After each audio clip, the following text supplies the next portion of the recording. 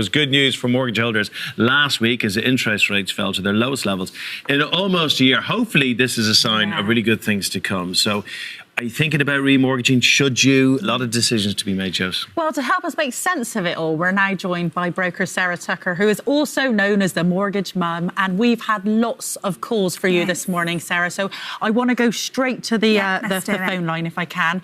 We've got Sharon on the line. Sharon, are you there? Yes, hello. Sharon, what would you like to ask Sarah?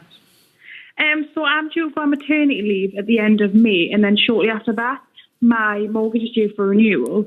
So I was just wondering how going on statutory maternity pay would impact my mortgage application. Okay, well, first of all, congratulations on your baby, and it's a big deal going back from maternity leave. Now, when your remortgage comes up, you've said it May, I think you just said, you should be looking at it 6 months before, so now. And actually, you've picked a good time because the fixed rates are coming down quite a bit that we've seen so far in 2024. Now, they aren't going to be where they were before, but they are a lot more positive. Your question is, how will your maternity affect it? Well, at the moment, you're not on maternity, but even if you were, the good news is the lenders take into account what your income was before you went on maternity, as long as you're returning at the same rate. So if you're going back full time, they'll ask you for a return to work letter usually from your employer, but they will take into account the income that you're going back to, so you don't get penalised for having a baby, which is good. Okay, that's brilliant. Is that helpful, Sharon? Yes, perfect, thank you. Oh, good luck with it all. Good luck. Sharon, bye. Alexia is in London. Good morning, Alexia. How are you? Hi, good morning. I'm fine, thank you. How are you? Very, very good. Thanks so much. Sharon's here to help you. How can she help? Hi, Sharon. We are coming out of a 2-year fixed repayment mortgage end of January.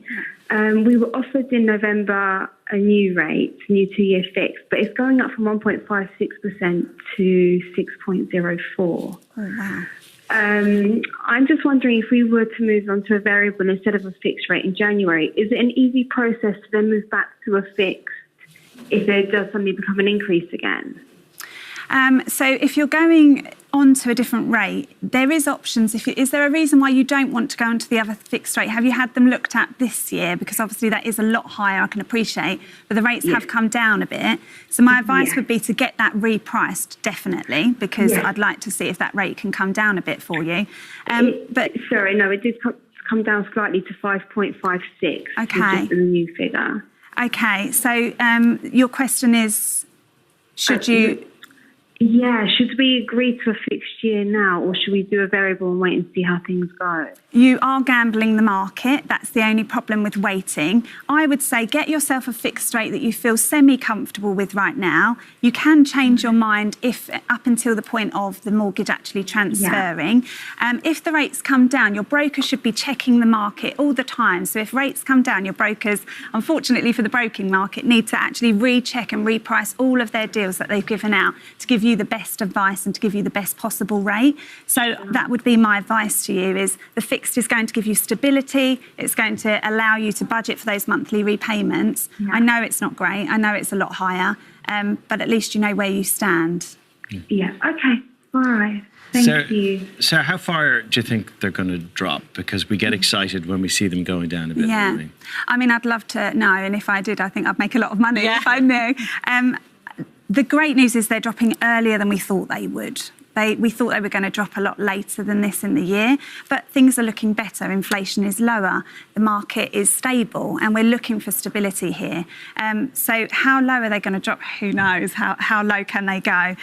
What we can see is lenders are pricing on something called swap rates, and they obviously feel strong about the market because they're coming in and they're kind of going in every day with different deals and different mortgage rates that are lower than each other, which is great news for buyers out there and for people that are remortgaging off of COVID cheap rates, as we like to call them. Sarah, you've been so popular this morning. We've got Jilly here. Is a 5-year or a 2-year fix best? With rates changing all the time, is it better to look in for a longer 5-year mortgage, or is it best to look into a shorter 2-year mortgage? I'm worried that if I look in for a 5-year mortgage, I'll be paying over the standard rate if rates come down in a couple of years. It's the big question, it's the big gamble. My answer would be depending on what you need. So if you think you're going to move house in the next 5 years, for myself, I want to move. So I don't want to fix in for 5 years and then be tied to my mortgage lender and not have the whole market to be able to use for affordability, because every lender lends a different amount. So it really depends for Gilly if what her life looks like in the next 5 years. If she's happy with the 5-year deals, they are cheaper than the 2-year ones at the moment, and that's an indication that the lenders feel the market's going to be better in 5 years than in 2. If she does lock in for 5 years, you know, if that's going to be affordable to her now, it might be the best thing, so she doesn't have to worry. 2 years goes really, really quickly. Yeah. So that would be my advice to her. It really depends on what her next 5-year plan looks like.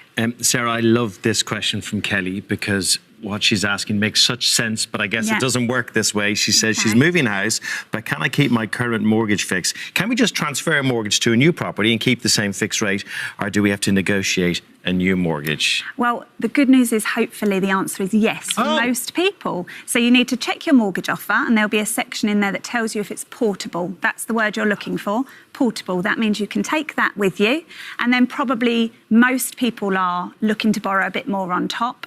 That bit on top won't be at that rate. It would be nice if it was. That bit on top will be at a new product. So you'll end up with 2 mortgages with the same lender on the new property. I mean, that's such an incentive to move because it takes out so much hassle. I didn't know that. Did you know that you could do that? That's amazing. Josie's going to say yes because she was a mortgage advisor. Wow, amazing. Next, we've got Shan. Now, do I need a deposit if I'm selling and buying? We currently have a mortgage and are looking to buy a new home. Do we need to save for a deposit and fees, or can the profit from selling our current home be used for this? So yes, your profit from selling the current home can be used as part of your deposit. You need to work out how your fees are, because you're going to have to pay estate agency fees to sell. There'll be removal costs, there'll be stamp duty. So I would say sit with how much you think your property is going to sell, and always get an agent to give you advice, minus the fees, and that's what your deposit can be. And if you've got any savings on top, then that's your deposit. So when you speak to a broker, you can then tell them that's what you're roughly looking at deposit-wise. Aaron asks, rates are low, should I remortgage early? A lot of people asking that already, but I'm due to remortgage in November. Is it worth remortgaging early though? I'm stressed about possible percentage causing my monthly payments to be very high. Are rates set to stay lower? Lots of questions there from Erin. Yeah, lots of questions, but that's fine. I would say to Erin, look at your mortgage in May, 6 months before, so you can lock in a rate in May. Hopefully the market's doing even better by then, you never know.